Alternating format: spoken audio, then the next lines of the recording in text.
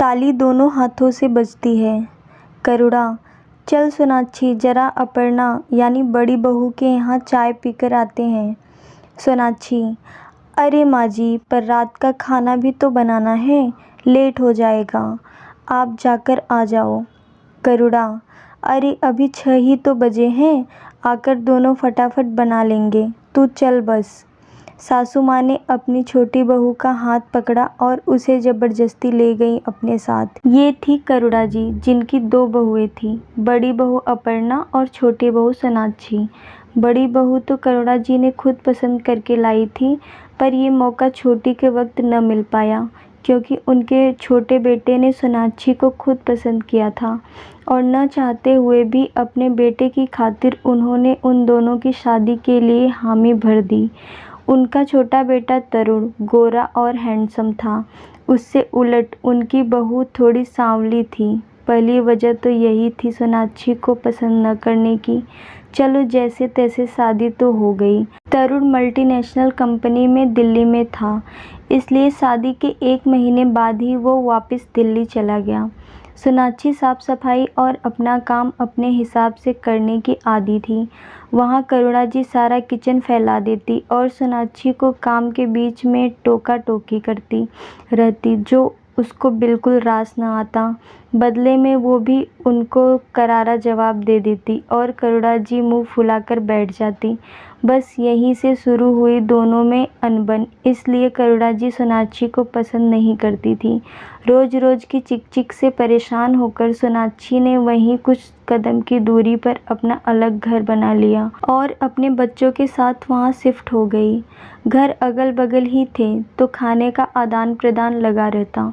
अब सास बहू में तनाव भी कम हो गया।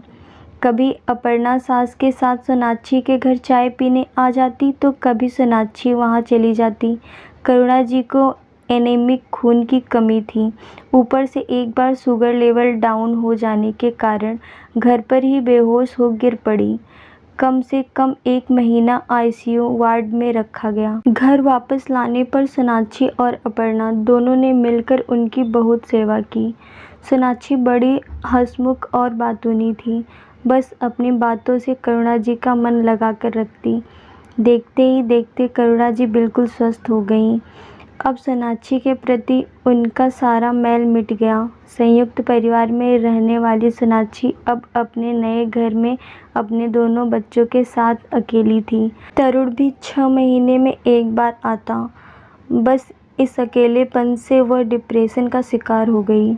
हमेशा हंसने बोलने वाली सोनाक्षी अब बिल्कुल चुप चुप रहने लगी, गुमसुम बैठी रहती या अचानक रोने लगती। डॉक्टर से ट्रीटमेंट चला और डॉक्टर ने कहा कि इसको बिल्कुल भी अकेला नहीं छोड़ना है। अब इस बार परीक्षा सासू माँ की थी। सास ससुर दोनों ने ये फैसला किया कि हम सोनाक्षी के घर शिफ्ट हो जाएंगे। करुणा जी ने भी बहू की सेवा में कोई कसर नहीं छोड़ी। देखते ही देखते लगभग 4 महीने में सोनाक्षी 80% ठीक हो गई। अब सोनाक्षी पहले की तरह हंसने बोलने लगी। सोनाक्षी को बागवानी का बहुत शौक था। आज शाम को सास बहू मिर्ची, लौकी, तोरी के पौधे लगा रही थी। पौधों को खाद पानी देते देते रात के 7:30 बज गए।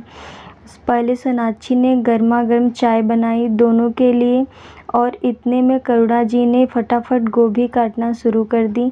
प्याज टमाटर सब रेडी कर दिया। बस चाय का आनंद लेते लेते आधे घंटे में सोनाक्षी ने सब्जी बना दी और अगले आधे घंटे में करुणा जी ने आटा गूंथ दिया और सोनाक्षी ने गर्मा गर्म रोटियां बनानी शुरू कर दी। खाना खाते खाते दोनों किसी बात को याद करते हुए जोर जोर से हंसने लगीं।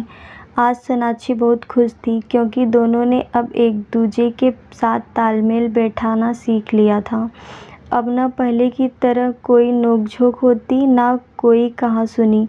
तरुण भी अपनी माँ और अपनी पत्नी के बीच ये तालमेल देख बहुत खुश था। दोस्तों, हर रिश्ते में मिठास लाने के लिए एक दूसरे को समझना बहुत ज़रूरी है और उससे भी ज़्यादा एक दूसरे के साथ सामंजस्य बैठाना।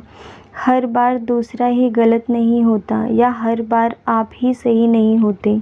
ताली दोनों हाथों से मिलकर बजती है। मेरी ये कहानी आपको कैसी लगी कमेंट करके ज़रूर बताइएगा। कहानी पसंद आई तो वीडियो को लाइक शेयर करें और चैनल को सब्सक्राइब ज़रूर करें। वीडियो को पूरा देखने के लिए बहुत बहुत धन्यवाद दोस्तों।